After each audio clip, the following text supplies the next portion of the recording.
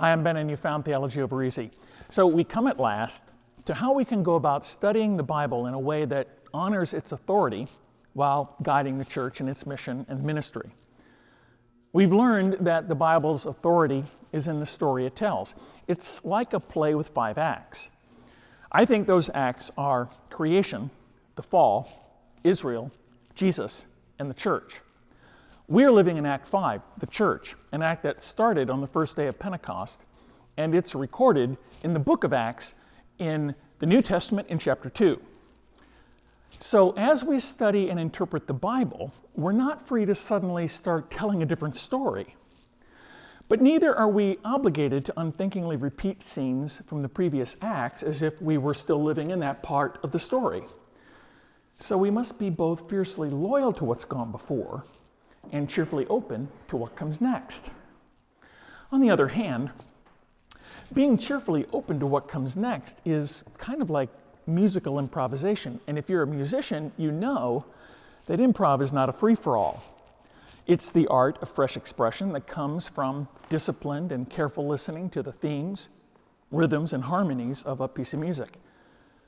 So, as we study and interpret Scripture, we're not free to play out of tune. So what is the story or symphony of the Bible?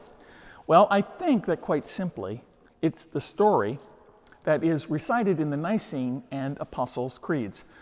The creeds give us a guiding outline of the overarching story, and especially Acts 4 and 5 of the overarching story.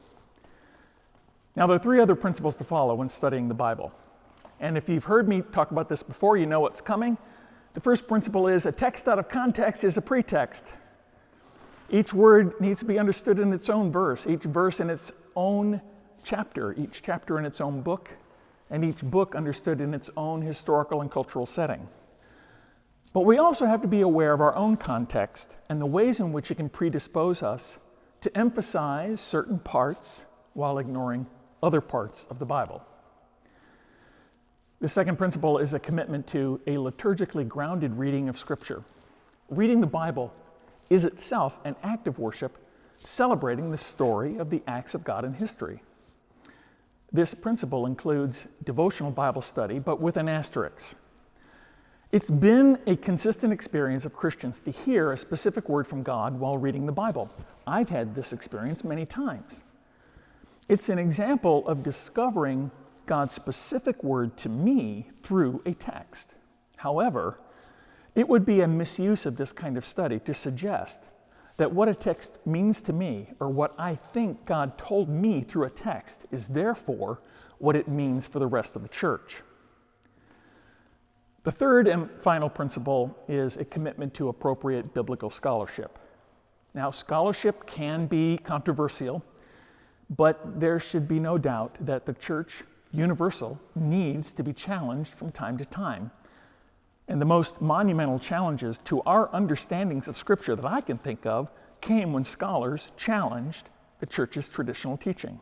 I'm thinking of times such as the Reformation or the abolition of slavery. Well, there's far more that probably can and should be said about the Bible's authority, but this is, after all, Theology Over Easy. I'll see you next week.